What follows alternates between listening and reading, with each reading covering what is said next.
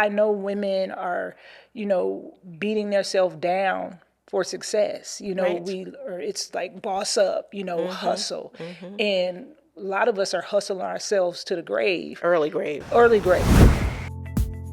New season, new energy, realer, raw, more powerful than ever. This season, we're pulling back the curtain on what it truly means to lead with purpose, live with grace, and keep going when life tries to knock you off course. We're diving into the leadership that transforms lives. I'm Kelley Cornish, and this is Life and Leadership Unplugged.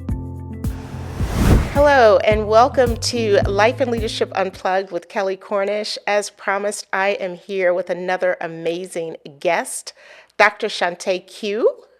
Many people know her by different names, and we're going to jump into that. I'm excited to have her as we talk in this episode about laughing through the recovery. She has such a story and it's such a journey of inspiration. And I just want all of you all to just welcome her to the podcast today. Welcome. Yay! Yay! Yay! Yay! Clap, clap, clap, clap. I am so excited to have this conversation with you. So, I always jump off script. I remember, I guess it was about 3 or 4 months ago. No, it had to be longer than that. When I was going through my Instagram and I was like, who is this lady and her son that just has me dying laughing because I have 2 boys, and I was watching, I said, I've got to follow her, and everything you did, everything you said was so on point, just with him getting up, going to school, just all of that. Everything. And then I followed you and then happened to see you at Woman Evolve. And I was like, I know that person. And so a day or so went by and I woke up the next morning and looked at my phone and you were in my phone again with this. I was like, that's her. Lord said, I'll remind you. Yes, it was so wonderful. So thank you so much for coming. You're I am just welcome. honored and privileged to have you on the show. I did not know that you were Dallas. Me being relatively new to Dallas, did not know that you were in Dallas. And when the team told me you were here, I was like, oh my gosh, the stars have aligned. Oh. So first, before we jump in, I just want to congratulate you on everything that you've done and you continue to do. You're just a hope and an inspiration. And we're going to talk about some of that now. During this podcast, we really like to lean into the leadership of a person. And then also, what do they do to unplug or reset so they can continue to do the good work that they've been called to do? So I always start with the journey, like your journey from an IRS accountant to a comedian. You talk about a pivot, a creator and a speaker. It's just nothing short of remarkable in this day and age of people making pivots. What inspired you to take the leap into such a bold reinvention? Well, listen, I have always been a comedian and definitely working for the IRS. You have to be funny. You get the ups and downs and the emotions of people, especially when you are taking their money, right? And so it's nothing fun about that. Yes. But, well, it is when I collect and, I make my, no, I'm just kidding. But anyway, yeah, so this journey was God-cidental, right? It wasn't something that I said, okay, at 40 years old, 42 years old, I'm going to become a stand-up comedian. That was a childhood dream of mine. Wow. And so in full circle, God is the biggest comedian. He has more jokes than anybody. I had been at my government job for almost 15 years. Wow. And was climbing up the ladder, had just gotten a promotion to go to Richmond, Virginia, and had already transferred back and forth to Arkansas, to Dallas, just trying to find my space and where I wanted to land my feet in the government. And one day I woke up with my red suit on, hair popping, curls coiling, laughing, full of joy. Yeah. And about 30 minutes after arriving at work, I found myself dizzy, head spinning, and next thing you know, I've had a stroke. And so at 40, how old were you? I was actually, I was 40 when I had a stroke. I had a mini stroke and a heart attack years prior. And so this had just led up to a lot of the things that I was going through in an 8-year period while I was transitioning and climbing up the ladder and being a mom and doing all these things. And so that good old day, April 9th, 2019. God said, I'm not calling you home, but I'm calling you away from here. You have a greater purpose. And so it was very hard, very difficult, because when you're in a space that you enjoy, and there's nothing wrong with it, and you're looking forward to the future of that career, it's devastating. So I didn't know what to think. But as I was going through my things, God was repositioning me. And I was focused on my health. I was actually focused on going back to that job. I was fighting to go back to that job. And God just started opening up doors, and things started happening. And I was, like I said, I was, what they say, like, I was feeling mighty bad, Miss Seeley. I was feeling mighty bad. And one day, listen, my kids came to me, and they seen how difficult things were for me, and that I had lost my bedazzle. And they were like, Mom, do you want to do tic-tac with us? Do you want to do this tic-tac? And I was like, what is tic-tac? I called it, that's what it was then, tic-tac, because I had no idea the app and what it was used for. And so I was like, what is that? And I got out of bed, and they sat me in front of a camera, and we started. Your children? My children, they were home from the pandemic. So this was 2020. And so I started doing these little skits and things with them, and trending topics, and I was like, oh, this makes me feel good. I enjoy this. Got your joy back. Yeah, I'm home on disability. And I was still struggling. I was struggling from the inside and the outside, because I could see I was letting myself go. And like I said, I just lost my spark. And one day, coming from therapy, which I was in almost 2 years. From the stroke? Yeah, 4 to 5 days a week in cognitive, physical, speech and occupational therapy. And I was doing that. And that is also, a lot. Absolutely. Doing it every single day. And it's not only a lot emotionally, financially, mentally. The strain is on everyone in the entire house, right? And I came home, and I got on camera, and I remembered this story. Well, it's not a story, it's something that happened. And I combined it with a somewhat fictional story of my daughter leaving with a strange man every day from school. And the school had called me, and I described the pain. I described what I looked like. But the man ended up being me. And so, oh my goodness. Yeah, so the school was, recognizing this man as me. And so it became this big funny blooper and joke, and women started reaching out and was like, I feel like that. I know, girl. Listen, right. I'm that guy. I look a mess. And so it was, I had reached their pain point. And women started feeling seen and heard with my vulnerability and my transparency and authenticity. And so I kept doing, different videos and writing jokes, or coming up with jokes and telling stories and misleading people within those stories. Right. And it just began to grow. And then Addison started, doing, videos, and I found myself like, while I'm actually filming, I'm like, get out the way, leave me alone. And I was like, you know what? This is content. Because I know I'm not the only one going through this. That's right. And I started doing that. Comedians started reaching out. Brands started reaching out. And it just became amazing. It just became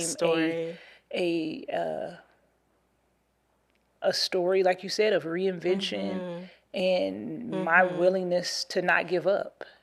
What I hear in this when I listen to you is, you hear people say it all the time, never waste a crisis. Right. The crisis can become an opportunity. Right. And I think between your support system, just what you had inside of you, God speaking through you saying, I have something else for you. Right. Like it all just aligned and came together. The secret sauce, though, is you leaned into it. Yeah. You leaned into it. You didn't let the fear of the unknown. Right. Because I think so many people right now, they're afraid of what if. What if? Yeah. So how was that What made you make that? What was that turning point when you said, "This is what I'm not going back to this, that the Yeah, it IRS. was I'm going forward to this." faith.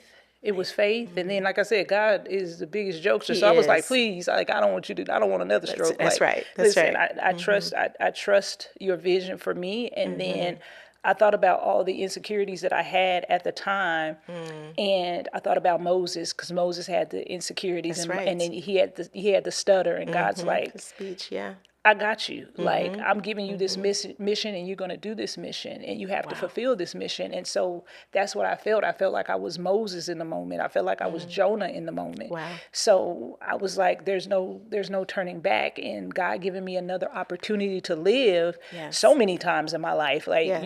it's just a portion of my story. So many times to live. I'm like, no, I can't mess this up. I can't mess this up. So while I'm here on earth, I have to be the biggest and brightest light that I can be, and allow that to be my legacy. I love it as a question because one of the questions is around your legacy.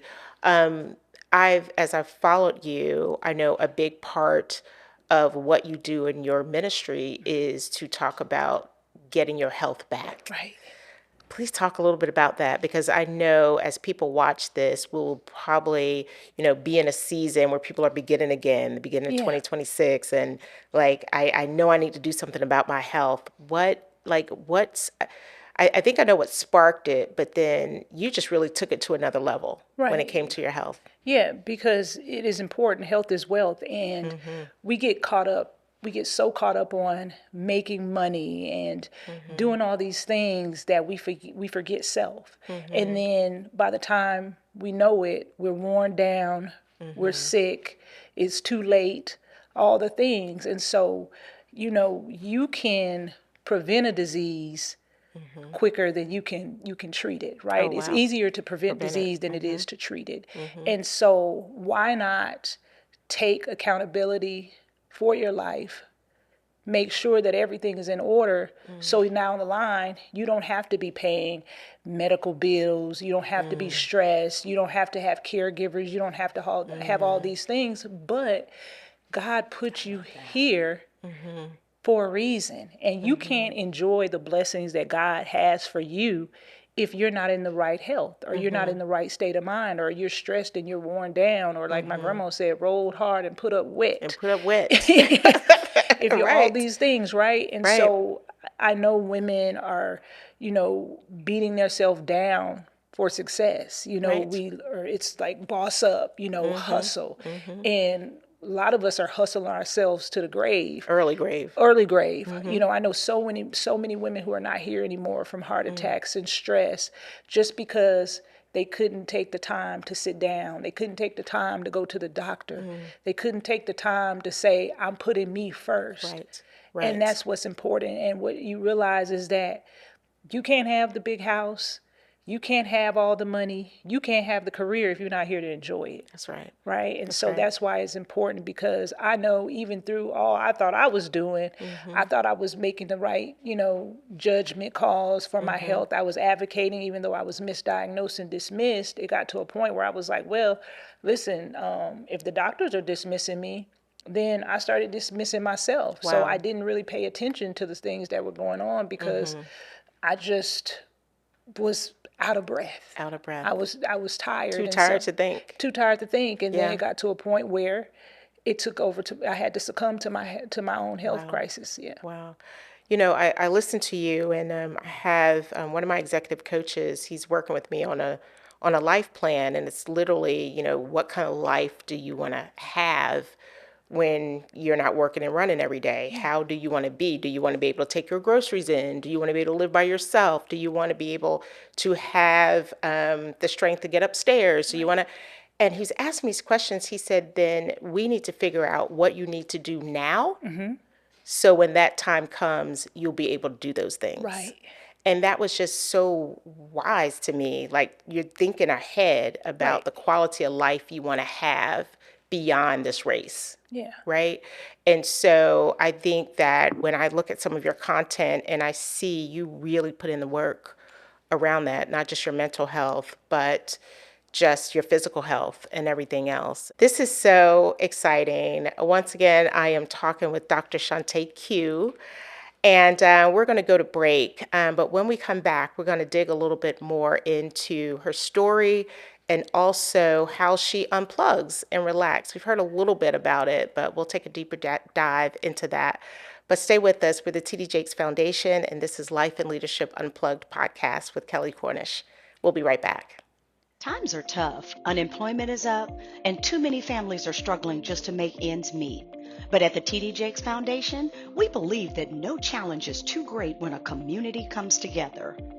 We're empowering people with education, workforce training, and access to opportunity. And today, you can become a part of that change. It only takes $5. That's $5 to make an impact, $5 and tag 5 friends to help open doors for someone's future. And thanks to Wells Fargo, the first $1 million raised will be doubled. That's right, your $5 instantly becomes $10 of impact. Join the Power of 5 by texting Power of 5 to 53555. Together, we can change lives. And welcome back to Life and Leadership Unplugged with Kelley Cornish, the TD Jakes Foundation podcast. We are excited to have you back, and we are joined once again by Dr. ShantaQ. If you tuned into the first segment, you will know that she is just a masterpiece, a walking masterpiece, and we're excited to dive deeper into her story. So welcome back. I'm here. Yes. So we've heard about your journey on just literally how you made a major pivot in your life. And for those who missed the first segment, I just really encourage you to go back and listen, because now I really want to talk about, in that pivot, you created organically this amazing social media presence with TikTok, Instagram. Talk about that. Like, did you plan that? Like, No. It's so, like I said, it's God's accidental. It was God's plan. And I know I did ask God, because I had a nonprofit organization supporting women with metastatic breast cancer. And so my goal in life, or my vision in life, was always to be the voice for the woman who couldn't speak for herself, especially when it came to health and wellness. yes. And so I just asked God one day, just make my voice visible to the world so I could just, walk in my purpose, and I could do it so swiftly, and I could do it in a way that aligns with what you have for me. And it was just shortly a few days after that I had my first viral video. And at that time, I didn't know anything about virality. I didn't know anything about monetization. I didn't really even think about followers, because I just enjoyed the space that I was in, and I didn't care about that. Like, I was just getting on social media as an outlet. And I was still working. When I went viral, I was still Really? I was on disability, right? And so when I went viral, it scared me, because I was like, all these people Know and then, me. yeah, and then I'm at home on disability, and they're like, well, look, and she look like she talking real well to me. Yeah, right. She can come on and do this accounting, come in and get these cases that's building up, right? And so I was like, oh my God, like, what does this even mean? And so it was a blessing that everyone around me, even within my workspace, my manager, they were all just working for me, and they were like, we see you doing so much more than this. Even though I was hanging on, and they saw me, they just see me hanging on to it, like, they're doing this, and they're trying to get me out of here, and they're trying to make me retire, and I don't want to. And they like, you should. But then that was me snatching the pen while God was writing. Like, I'm putting this, you don't control these chapters. And I can close it if you want me to. That's and right. I was Permanently. Like, yeah, permanently, right? And so I was like, no. And so I love it. It just started growing and growing and growing, where at some point I didn't even pay attention to really the numbers, and I was just focused on the people, the impact that I was making. And then that gave me an opportunity to share my own story. Yes. And to be transparent about it. It's so interesting. People can say what they want about social media. Number one, I believe it's here to stay. It's going to evolve. Yeah. But it's definitely another outlet. Right. I mean, for so much. Yeah. In your case, to tell a story with such vulnerability, authenticity. And I think that's what really took the numbers to a different place, because people heard you and saw them in it. Yeah. You know? Yeah. And so I just appreciate that so much, because it's so much curated content out there, which is fine. Right. But it's still room for that. This is my heart. The authenticity part of it. Because a Yes, lot of people focus on, you hear, I want to be relatable. I want to be relatable, but then when I hear relatable, I hear performative. Because being relatable, I can be relatable to anybody in any mood if you want me to. Yeah. But that's not what I wanted to be. I wanted to be authentic and transparent and not have a driving force of everybody. I'm for a certain person, for a certain individual who is living a certain lifestyle. And so that's who God assigned me for, just like he's assigned you for certain people. And so that's what's important to me. It's not, a numbers game. Yes, there's a lot of perks to social media, and I absolutely love it. But at the end of the day, it's about the impact I make and the change that I make into the woman who used to be like me. And if that woman can do the same thing that I'm doing, then we're out here saving the world. We are changing humanity, the trajectory of it. I love it. I love it. I love it. And so, when you think back, I mean, even just think back 10 years ago, like, could you see yourself in such expanded territory? Now, I knew I was going to be great. Now, I didn't know what I was going to be great All at. right. That's it. Just didn't know what I was going to be great at. I knew there was a purpose for me. I just didn't know what that purpose looked like. And as far as entertaining and, doing comedy and all those things, I thought that was like a dream that was in the background, and I had already passed that stage of opportunity. But in full circle, God just wanted me to use comedy in another way. And that's what I'm doing.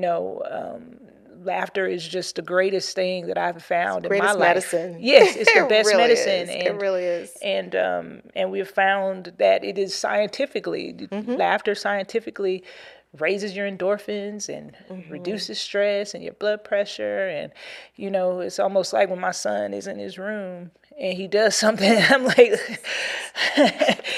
let me laugh this off. Right. For you fly with this banner. That's right. All I can do is laugh. That's it. Yeah.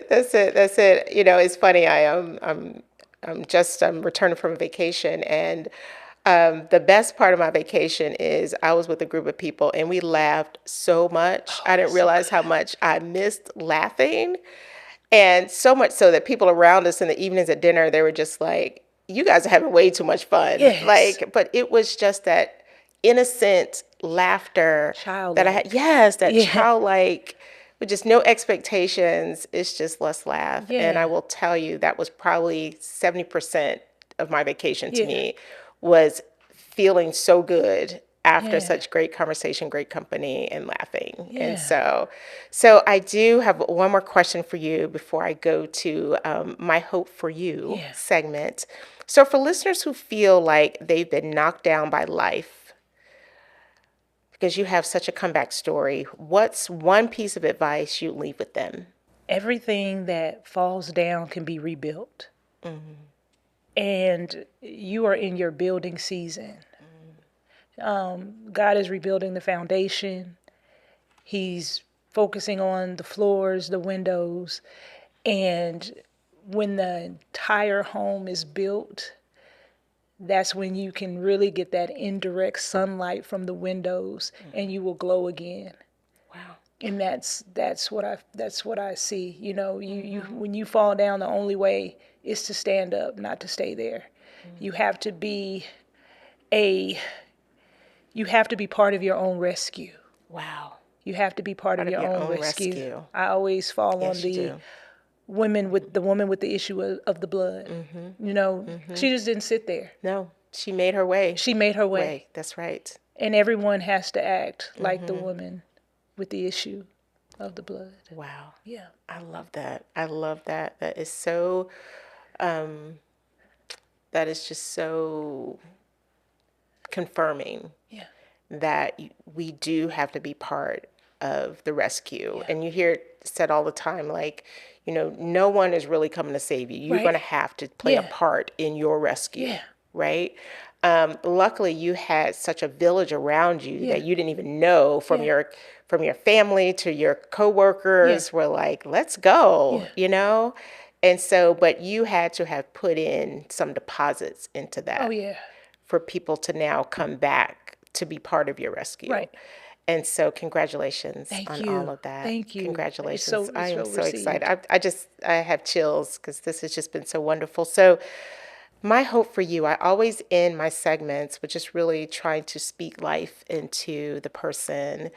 And then I pause for a minute and allow them to do the same for me.